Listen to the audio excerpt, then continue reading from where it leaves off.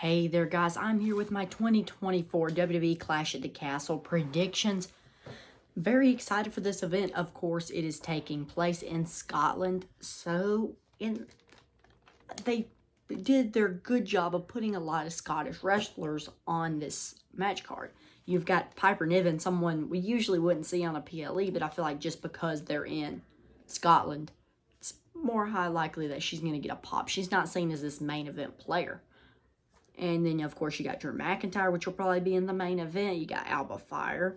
And I'm not sure about Isla Dawn. I'm not sure where she's from. But I do know Alba Fire is Scottish. So, yeah, we got just 3 right there, potentially 4.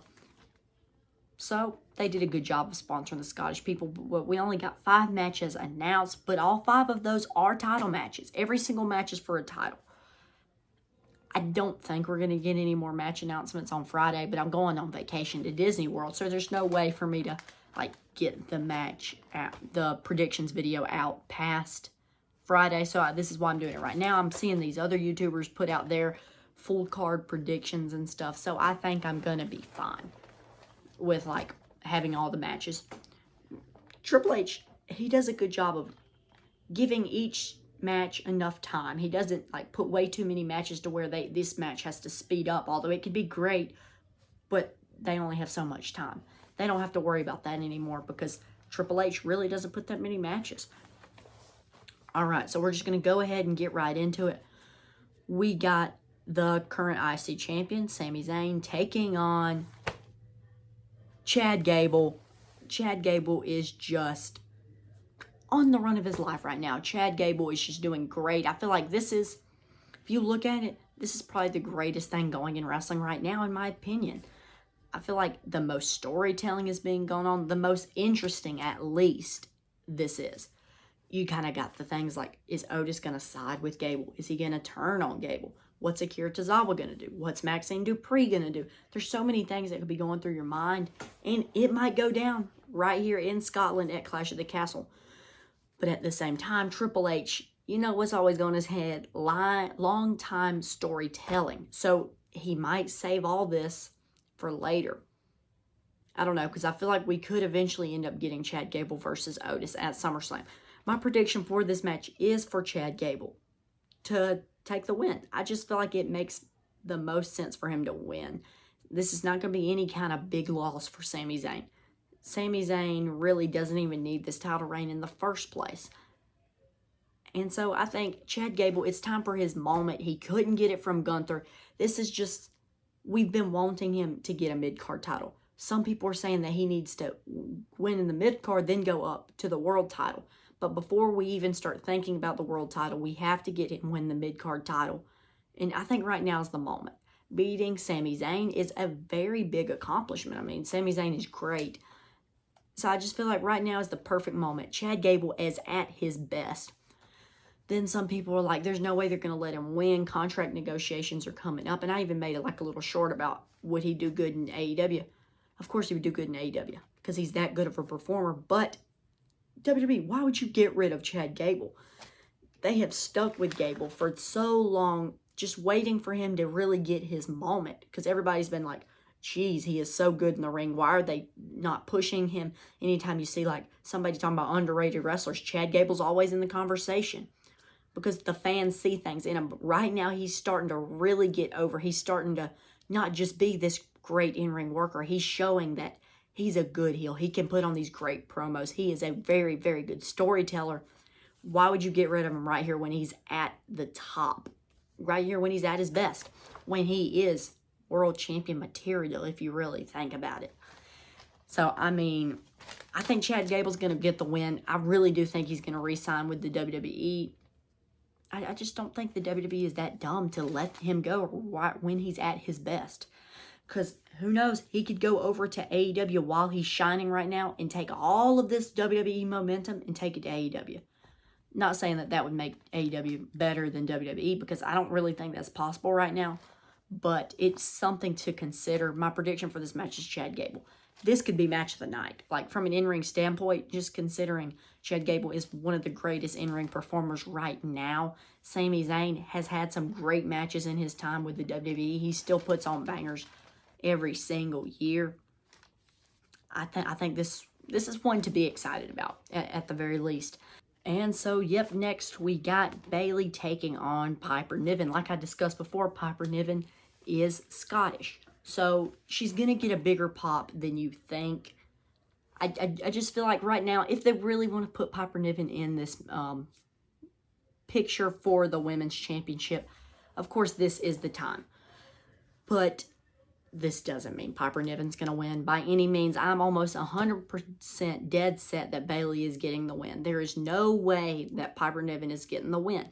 But I'm not just saying this because Piper Niven isn't seen as a main event player. She has been on a great run right now. Some people, if you haven't watched recent weeks of SmackDown, you're thinking, come on, are you serious? But no, I'm for real. I mean, her promos have been significantly better than any of hers. One of her recent promos is probably the greatest promo she's hit in her entire time in the WWE, because she's just never been seen as a main event type person. Anybody that's even in contention for a women's championship. She's been hanging out in the women's tag division. So yeah, you kind of get what I mean. But she is doing very good right now. She's always been actually fairly good in the ring. And so I think it'll be a good match. There's no way it's going to be match of the night or anything like that. But is it something I want to see? Yes. I'm glad to see one of these kind of, I guess you could say, underrated stars getting to shine. But I'm dead set 100% on Bailey. There's just no way that it goes any other way. Next up, you got for the Women's Tag Team Championships, you got Bianca Belair and Jade Cargill, of course, the current champions, taking on Alba Fire and Isla Dawn. And not only that, it's a three-way, so they're also taking on Zoe Stark and Shayna Baszler. Now, this one, I really don't know. You're in Scotland, so do you want to make the Scottish crowd happy by letting Isla Dawn and Alba Fire get the win? But then at the same time, do you really want to go ahead and end the Bianca Belair and Jade Cargill tag team right now? Or because right now it just seems like Bianca Belair, Jade Cargill, two of the biggest stars in women's wrestling, like by themselves. You throw these two together, it's like just two superhumans getting together. It's absolutely crazy to think that these two amazing superstars are coming together just because they're both so dominant by themselves. They both could easily go get the women's championship right now, and it wouldn't shock me. That's just how strong this team is. But Alba Fire and Isla Dawn, what an amazing tag team this is. It is time for them to actually get into the division, start being shown weekly. Let them show their talent. Alba Fire, I like Isla Dawn, but Alba Fire is just amazing. She is flawless in the ring. Just overall, what a great tag team. I want them to be the women's tag team champions. But right now, I don't know if it's the moment. I think we are going to eventually get Jade Cargill versus Bianca Belair. Jade Cargill is probably going to go heel anytime soon. So if Alba and Isla win, I think it's going to be Bianca and Jade are going to get into it, if that's how it ends. But I don't know if that's what they're doing right now. So I'm really kind of 50-50. It just accordance of when do they really want to have Jade and Bianca. I think it's definitely super SummerSlam worthy. So I really don't know. I wrote Jade and Bianca on my paper, but I feel like as I just keep talking, I'm just talking myself out of what my prediction was. I'm starting to make myself think, man, it really is going to be Isla Dawn and Alba Fire. I don't see it being Zoe Stark and Shayna Baszler. But the other two teams, I feel like you're 50-50, but I am going to go with Bianca and Jade just because they're on a crazy run right now. They seem like they are just, you can't take them down. They are on a huge run, looking very dominant. So I'm going to go with Bianca and Jade retaining, but like I said, make the Scottish crowd happy. Let Alba Fire and Isla Dawn win. That would make me happy. I would be fine with that. Next up, you got for the Cody Rhodes Undisputed Championship, of course, the current champion Cody Rhodes taking on AJ Styles in an I Quit match. At Backlash, we got the same exact match. It was a good match, but did I ever think AJ Styles would win? No. Going into this match, I'm the same way. Cody Rhodes is going to have a longer reign than this. AJ Styles, I love AJ Styles, but he's at this point in his career. I don't think he's going to win any more world titles. That's just where he's at now. Although he is still putting on great matches and putting on very good storylines, I just don't see him getting any kind of world title. But I think this will be a great match. I'm still excited for it, even though I'm 100% that Cody Rhodes is going to win. I'm still ready to watch it. I'm ready to see, like, when the OC gets involved, because we know what's going to happen. The OC is going to come out. Who's going to come out, and even the odds for Cody Rhodes? I mean, it could get main event Jey Uso. There's a few possibilities, and it's an I Quit match. You're not going to see your world champion Cody Rhodes saying, I quit. It doesn't make sense for him to lose in an I Quit match. That's just how I see it. You're not really ever going to see your biggest babyface saying, I quit. You're not going to see Super Cena out here saying, I quit. It's just something we don't usually see. 100% dead set on Cody Rhodes. Next up, you got Damian Priest, of course, current world heavyweight champion, taking on Drew McIntyre. You would think it would be Drew McIntyre, but we're getting CM Punk versus Drew McIntyre. That doesn't need the World Heavyweight Championship. This feud is going to be like just completely wanting to just destroy each other. There's not going to be a need to have a title in place to make it any more special. Just them wanting to completely destroy each other is enough. And so I went with Damian Priest here, but of course he's not going to beat Drew McIntyre clean. Drew McIntyre is on a very, very good heel run right now. And so I put right here on my paper, Judgment Day is barred from ringside. So we do know that. It's not going to be Judgment Day getting involved. And I didn't even think that from the start. Figured they might have came out, got wiped out.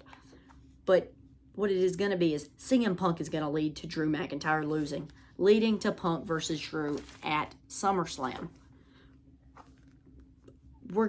We already know Punk can at least fight a little bit. We saw that when he cost he didn't really cost Drew the match. He made it where Damian Priest had a chance to cash in his Money in the Bank. He took down Drew McIntyre, so he's at least healthy enough to where he can take somebody down. Of course, you're not going to want to be throwing him through an announce table and all that, but I think now is the time. If you really want it to be this big of a feud, start getting them having face-to-faces. Start actually building this feud. We know Triple H is good with his long-term storytelling. He's going to set it up great. So I think that's what's going to happen. CM Punk is going to come out here. He is going to cost Drew McIntyre the match. He's going to be messing with him because we already know Drew McIntyre has this, whatever you want to call it, an addiction to hating CM Punk. That's kind of how they're saying it right now. He just wants to go crazy about finding CM Punk and all this. It just makes a lot of sense. Damian Priest, I don't really know if he does win this match like I think he's going to. I don't know who he's going to eventually end up facing and have losing the belt to. But I'm not really worried about that right now because Drew McIntyre and CM Punk is going to be an amazing feud. Probably one of the greatest feuds of this year. So I'm very excited for WWE Clash at the Castle 2024. Be ready. I think it's 2 o'clock p.m. Eastern time this Saturday. Going to be on my way to Disney World while I'm watching it. So I'll be watching it on my phone, but I will get you guys a review and ratings video. Might be a while after, but I'm going to try and get it out as soon as I possibly can while I'm on vacation. So yeah, this is going to be a good PLE. I'm excited. I'll see you guys on the next one. Be sure to tune in to Clash of the Castle.